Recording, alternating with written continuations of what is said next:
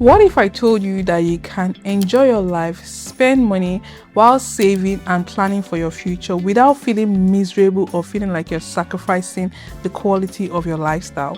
Yep, it is very possible. I will tell you the exact things you need to do to help you live a meaningful and purposeful life, enjoy guilt-free spending, and also plan for your future. Without further ado, let's jump into it.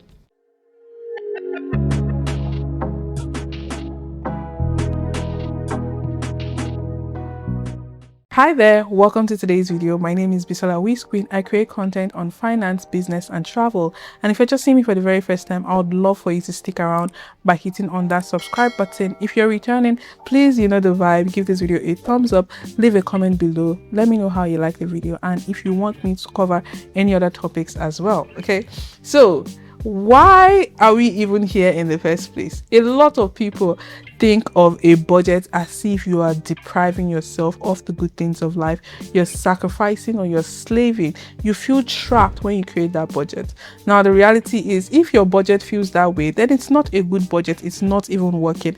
It's not for you.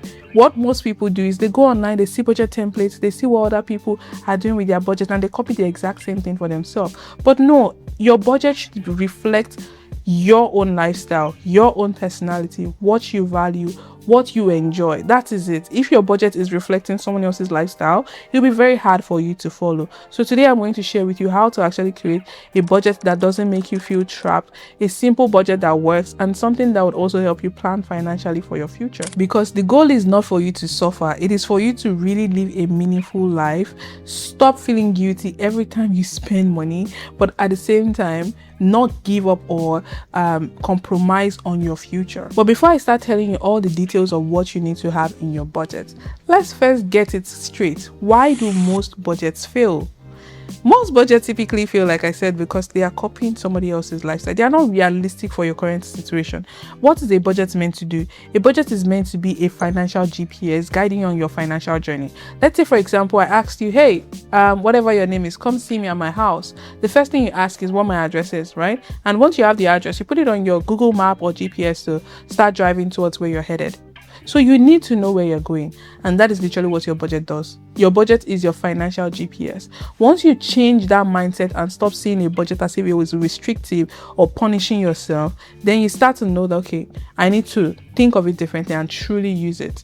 It's not meant to make you feel entrapped or make you feel like you're broke. Your budget should reflect your lifestyle, and it should be realistic for your situation. So a budget helps you keep track of your income and your expenses. So money coming in and money going out. Those are the two core pillars of what is in your financial GPS, or what I would call a budget. So all of your income, either from your primary income stream, your 9 to 5, your side hustles, passive income, all of those things, you should keep track of them inside of your budget. So that's your income. So put a list there, write them down, your income. Then the other part is your expenses, or money that is going out. This could mean your expenses, your savings, your investments, money just going out of your hand. That is your expenses or money going out. Those are the two core pillars of what is going to be in your budget, what is coming in and what is going out. Now that you've been able to understand why most budgets fail, it is time for you to actually create a budget that works for your own lifestyle and suits your reality. Because if you create something based on just a random template or what is not going to be fitting for your situation, then you are going to give up even just before you start, and you will not be able to follow through. So what we are going to do is we'll call this the 5 bucket systems that would help you break down all of your money and systemize it in a way that makes the most meaningful sense for you, and you can now identify what goes inside each of those buckets. The first bucket is the essentials. This bucket is meant to contain money that is primary for your essential living. Think about it. What do you need for your everyday life to live as an average human? So you need food, you need clothing, you need shelter, all of those things. Those are the most important thing, your basic necessity as a human. All of that should go into your essentials bucket, and this can be either fixed expenses or variable expenses. So when we say fixed expenses, the set amount of money is locked in. So for example, your rent, you expect to pay a certain amount of money on a monthly basis. Maybe your phone plan or your utilities, there could be fixed amount of money as well. So that could be your essentials. All of that will go into that same bucket. But things like maybe your groceries, it might vary from from month to month depending on what you purchase. All of that is still in the essentials bucket, but it's variable. It's not a set amount of money. So now in this bucket, you need to allocate a certain amount of money, which is the barest minimum that you need to survive as a human. Whatever that number is, you need to prioritize setting that aside from your income. The second bucket is the emergency fund and sinking fund. This is very critical. Just think about it as your safety net. What is your emergency fund? This is money that you are setting aside for if life happens, unforeseen contingencies. Anything can happen at any freaking point in time, and you want to be prepared for if that ever happens. So emergency fund is money that you are setting aside for unplanned or unforeseen contingencies, and your sinking fund is money that you are setting aside for planned expenses. So things like travel, things like maybe buying a laptop. Now when we say your monthly living expenses, sometimes people think living expenses for a flamboyant lifestyle. No, it is 3 to 6 months of that essentials that you need. Remember, we talked about money that you need for a basic survival as a human. So that essentials that you need, it could be for yourself if you're an individual or a solo person in your household. It could also be for a family. So take the money for your essentials, multiply that by 3 months or 6 months. So that gives you a range of how much you're working with. If you need minimum of $1,000 to survive every single month as a basic human, then multiply $1,000 by 3 months. That's $3,000 or $6,000, which is for 6 months. Now I know, given this economy, the situation of the economy is really brutal and tough, so it might be hard for most or the average person. So you can also find a sweet spot as to what gives you peace of mind and label that still as your emergency fund, just because you need to have some money that you can always fall back on for whatsoever, anytime. Now, moving on to the sinking fund, you would also have to assess your current self or your situation and say, what are those short-term financial goals that I have? So it could be, oh, I want to go on a trip. That is a good one. That is nice. Of course, you should live life. So it could also be, I want to buy a new laptop. It could be anything as it relates to lifestyle spend or money that you want to use to improve or achieve certain goals. So maybe you want to pay for a certification, you want to pay for a professional exam, you want to buy a plane ticket for your family or your loved one. These are different goals that you can have, but these are not things that just spring up out of the blue because you know them. So you can actually have what is called sinking fund to save or set money aside towards those actual money goals. This is different from your emergency fund. I'll say start off with 3 money goals, set those aside and see how much money you can contribute on weekly or bi-weekly basis or monthly basis, depending on how your pay schedule comes in, and dedicate those money into those sinking funds. This is how you get ahead without feeling like you're compromising on your actual lifestyle or feeling like you're choking yourself or it's almost impossible for you to achieve. Now, once you have the money that you have saved for your emergency fund and for your sinking fund, you want to make sure you are parking this cash or keeping it in a high interest savings account. Instead of just keeping it in a regular bank account, you want to keep it in an account that would ensure the money is also working for you. So think about a high yield or a high interest savings account. They are low risk, your capital is protected, your money is guaranteed, and you're earning returns that is higher than what you get in your traditional savings account. In a regular savings account, you're getting maybe 0.5%. But if you're using a high interest savings account, you're going to be getting around 2, 3, 4% from that account. So your emergency fund, I highly recommend you put in a high interest savings account, same as your sinking fund. And the best thing is for you to have separate account, label them and write those names. Does this make sense? I'll leave some links below for recommendations for high interest savings account in Canada and high yield savings account for you in the US. If you'd like to check them out, the link will be in the description box. I always recommend starting the easy way, which is something that gives you that safety. When you buy properties or real estate, these are higher risk form of investment. Start with something safe. If you're just starting off for the very first time on your wealth building journey, you want to start with something like investing in ETFs. ETFs are like investing in multiple companies in one single investment. Think of it like a bucket or a basket of different fruits, and you just need to buy that one single basket. So you have exposure to several companies or industries all at the same time. Now, with investing, I would highly recommend that in your monthly budget, you want to set aside at least maybe 10 to 20% of your monthly income towards your investing.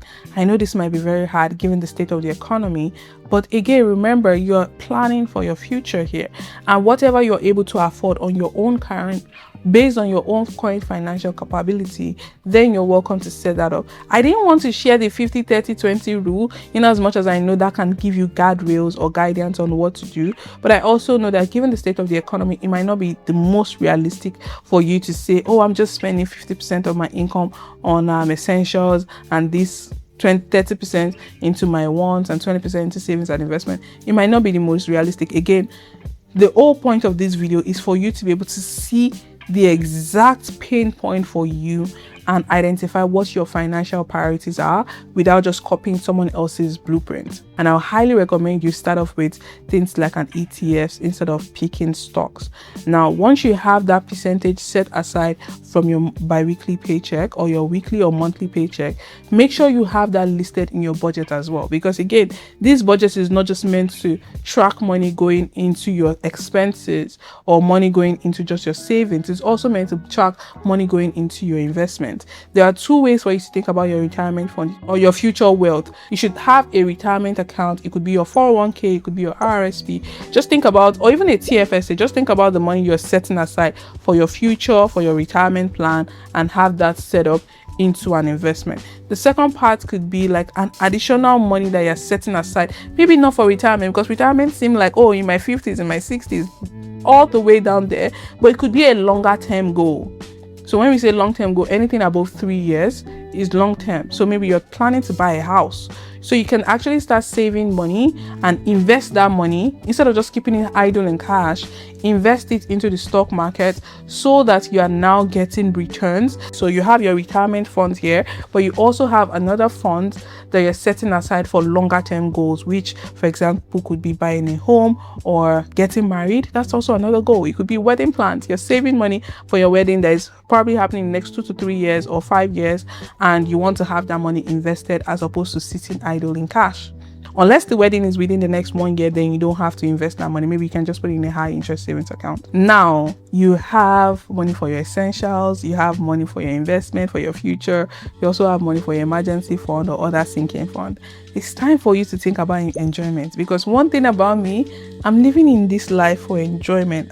Life is meant to be enjoyed, not meant to be slaved. Okay, so for every time you're creating your monthly budget, you want to have some money set aside for enjoyment. This can be as little as $50 or $100. It can be as high as $1,000, depending on your lifestyle and your own current situation, as well as your income. Because obviously, if you don't make enough money, you might not be able to set aside enough money for your enjoyment. For your enjoyment money, I would say prioritize based on your own lifestyle. What are those things that you enjoy? If you've never taken the time to sit down and analyze, I highly encourage you to think about what are those things that when you do them, it makes you feel good, it makes you feel better, it makes you feel elevated. If you don't have the list of those things, then you're going to be spending money on things that doesn't give you fulfillment. I'll tell you a quick story. One time I went shopping with a friend, went to the mall. She wanted to pick up some makeup and beauty and skincare products. Somehow I was coerced to buying some of those beauty products as well. In as much as I know, I barely do makeup. I don't really care about skincare products. In fact, I'm an influencer. I get a lot of those things for free. And just because I was with my friend, I was kind of forced to buying some of those things with her. And immediately I was stepping out of that store. I probably spent like $200. She felt really excited to have this new lip gloss from Payoff, this thing, that thing, this perfume, all of that. I don't think it was perfume. I think it was a hand sanitizer that I also got. And I was like, what the hell? Why am I buying hand sanitizer for $50? And she felt really excited for it. But for me, I felt so sad because to me, it felt like I just wasted money. Meanwhile, I could go on a trip that will cost me over $3,000 or $2,000, but I'm really excited because that is me spending money on something that truly gives me joy, happiness, and fulfillment. So for you, you want to take some time to analyze what are those things that you spend money on that makes you feel fulfilled, that makes you feel excited. Take note of them, and from your monthly budget, you want to start to allocate money towards those things that helps you live a better, exciting, and fulfilling life that doesn't make you feel like, oh, I'm just working and working. You want to take care of this body because this body is the one doing all the hard work, and you need to take care of it. So prioritize your enjoyment money as well. If you can, set it aside in a separate account, or you can also use cash for it, depending on wherever you live in the world and what the system looks like for you over there. Now, the last bucket, this one I'll say is a bit optional, but it's really nice to have, is growth money. This is money that you're setting aside for your own improvement, for your own investment in yourself, for your own well-being. Things like upskilling, getting professional certification, money that you're setting aside to improve your wardrobe, or to, get yourself a better life, just to enhance the quality and overall well-being of your life. This is money that you can set aside. You can also use it for things like, paying off debt. So I like to keep this bucket depending on what your current lifestyle is or your current financial situation is. For this fifth bucket, it could either be money for your growth or your development, like we said, or it could be money that you're setting aside to pay off your debt, credit card, line of credit, and all of that, if you currently have any of that going on. So if you have debt, prioritize paying off your debt. If you don't, then maybe you should set money aside for growth and developing yourself overall. So these are the 5 core buckets that I would say you should start to put money aside to help you live a well-rounded life, to help you ensure that you are actually budgeting for the right things and you're not, living a life where you feel entrapped just by your budget. Your budget needs to reflect the actual lifestyle that you have. To close it all off, to wrap it all off, the best thing you can do for yourself is to automate these systems. Because remember, we have systems for your emergency fund. We have all of these 5 different bucket systems that you're using. You want to ensure that it becomes easy, because if you automate it, it takes out fatigue, it takes out forgetfulness, it takes out confusion where you have to think about, oh, did I do the right thing? Did I not do the right thing?